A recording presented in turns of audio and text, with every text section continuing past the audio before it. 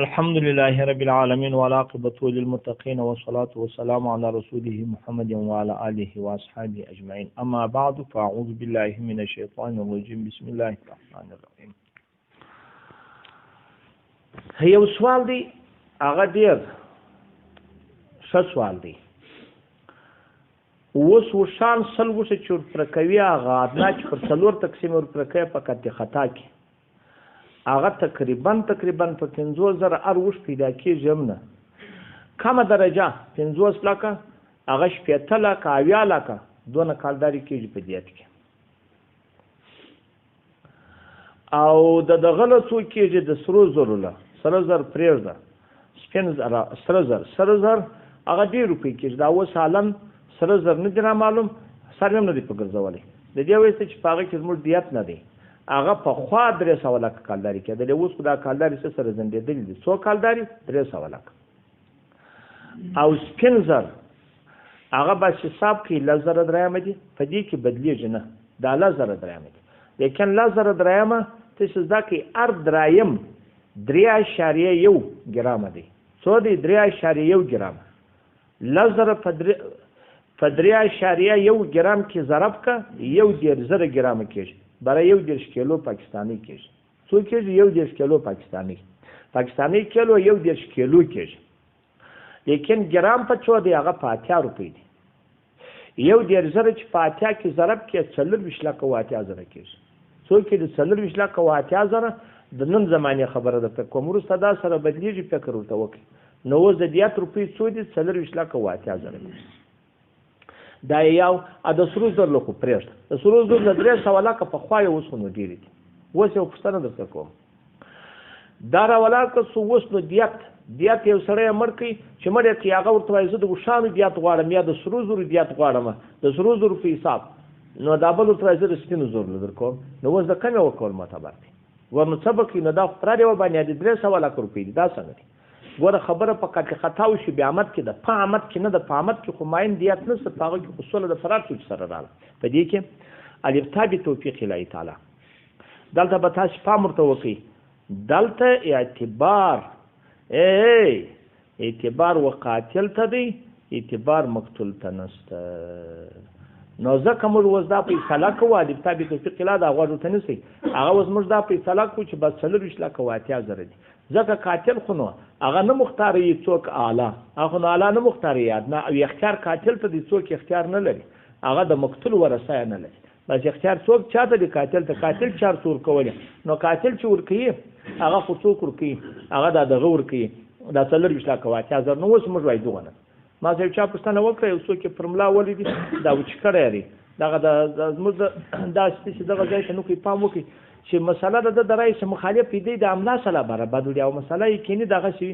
نو د چې پښتنه وکړه ول دا څنګه دی ماته دیت پر لازم دی دیت ځای وو برده ویل نو خو د وشانو دیت دونه کېږي د سپینو زرو دیت دونه کېږي د سرو زرو دونه کېږي څنګه دی کمه درجه چې متوسط چې نیوا خلام خو د وشانو دیت یا خو تقریبا د وشان باندې حساب چې 570 لکه روپۍ کېږي ما ورته دا اختیار د قاتل ته دی دغه ته نه دی د مقتول ورثو ته نه تاسو باور وکړئ راڅه خو آباد یستو دوی چې وایي دا شرعي مسله نه ده ته دې ځای ته پام وکړئ فتح القدیر هغه دا واورئ لسم جل 300 صفحه دا دغه لستو کواله دی تاتار خانیه 9 جل 40 صفحه تحتوی د دوری مختار 3 جل 290 صفحه بار رایک 9 جل 28 صفحه فقه اسلامی واجل تو وم جل هغه 15,900 اتم صفات موسعی فقهیه 20 جل 58 صفات فتاوی الحدود والتعزیرات جلد اول 195 صفات ما په خبره مسار خلاصو کوم نو دغه د قتل یو خبره پر طریقه د تنبیه وایم په هغه ځای کې شبهه د قاتل وي هغه کوم بس دیت د خطا سته یو دغه مسله راځي د خلک پکې دغه دی ردی مختار دا مسله په باب کې د قسامت راوړي هغه قرار دی راولا چې ځای نه ور معلوم بار قرار په دې ځای کې خطا وشي که دوه ډلو جنگ سره وکړي دوه ډلو جنگ سره وکړي اخر راولا په مابین کې مړی پاتې شو مړی چې پاتې شو دای کینې د چا غبل طرف وجل دی خو په بل طرف کې سړی نه دی معلوم هغه سلو کسانانو شلو کسانانو 15 کسانانو ټکان وکړ ټکان چې وکړ سړی مړ کې سړی په مابین کې پاتې شو اوس پر دغه باندې قصاص ته څه شته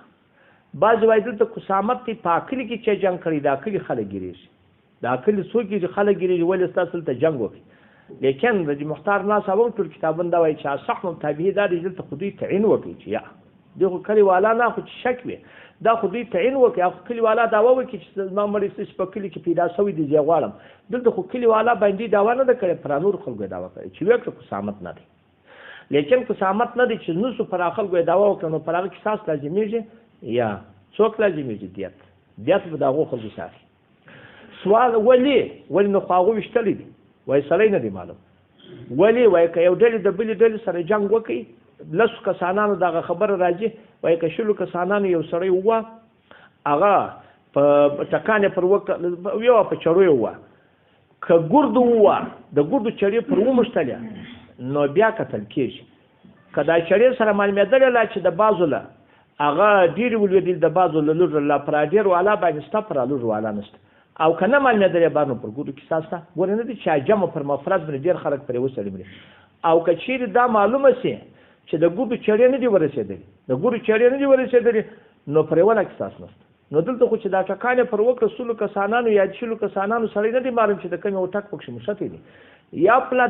د ټک مشتې کینی معلومتیا غواړي وروسته بیا دغه معلوم نشي پروا نه کوي چې هغه یو ډېر تللی دی یو په خراب ځای کې دی یو په سم ځای کې دی ګورې دغه ځای ته پام دغه خامخا غواړي چې دا په پیل کې به څوک شرکت دا معنا چې خامخا به د ده ټپ پر مشتې د به چاړه چې کړي چاړه د ده لرګی به خامخا پر مشتې دغه مسله ډېر خلک وګوري دا دلته خلک موږ لیدلي موږ ته دا کیسې په سترګو لیدلي دي چې یو طرف بل طرف یو هغه ټکان پر وکړي دي کرا ولا چې ګده پر وژني وایي جمع پر مفرد مري دا ځای ته پام نه دی کړی چې په پیل په اثر کې شرکت خامخا وي به ټک به خامخا پر مشتې بیان د دوی ټک نه دی معلوم او د قصاصي او قصاص هغه شی دی چې په شوبات نړیز او دغه ګرد حدود او ارته شان چې د ټول په شوبات نړیز دغه ځای ته پام نشته